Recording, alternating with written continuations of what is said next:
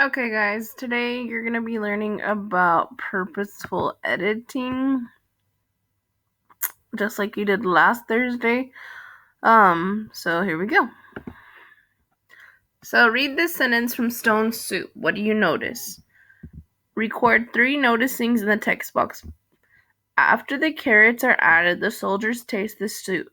We did this before where I literally asked y'all, what do y'all notice about the sentence? We did it on a Google Slides in class, where there was like 4 different sentences, and we went through, and I just asked, what do you notice? What do you see? So you're just going to type 3 different things you see. You notice, I'll give you one, that there's a capital letter at the beginning. Okay?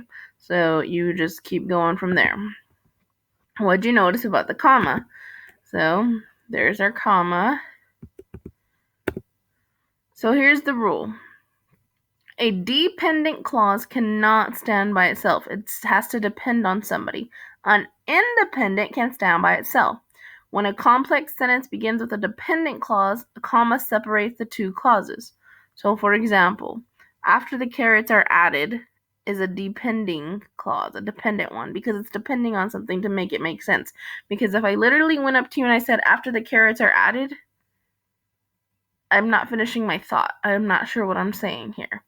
So, the soldiers taste the soup, that one is independent, because if you leave that sentence by itself, it makes sense. The soldiers taste the soup. Makes sense. Alright. If you want to click there, there's a video you can watch on vocabulary.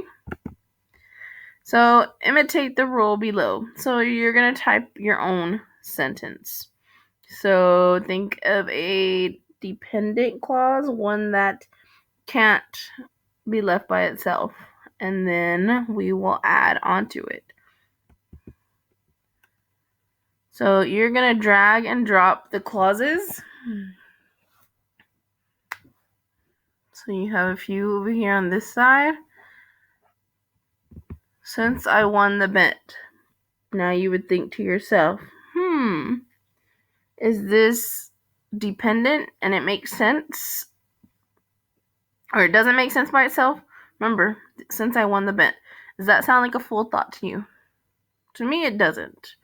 So I would put that here because it's dependent. Now, independent means one of these sentences makes sense all by itself. You don't need anything with it. The next one says, because it was so hot outside, he did all my chores. They played in the sprinklers. Okay, so if they make sense all by itself, put it in the independent.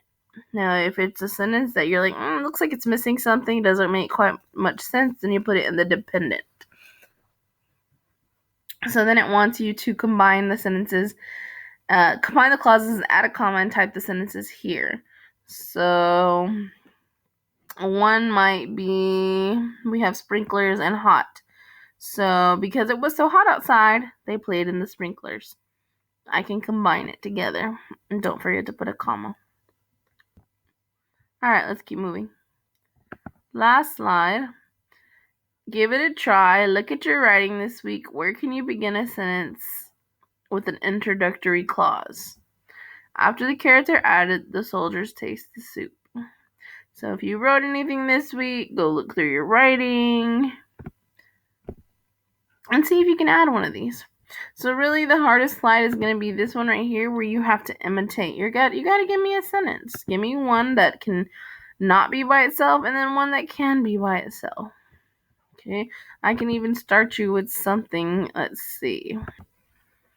So I'll give you this one if you want to use it. Before we eat dinner.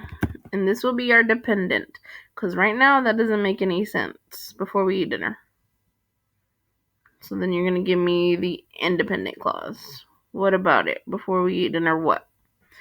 And so this one you need to do to get credit. And then right here, the sorting, which you're sorting these 4 little phrases. Some of them can be independent. Some of them will be dependent. Remember, dependent means it doesn't make sense alone. Independent means it does make sense alone. And then don't forget to turn it in.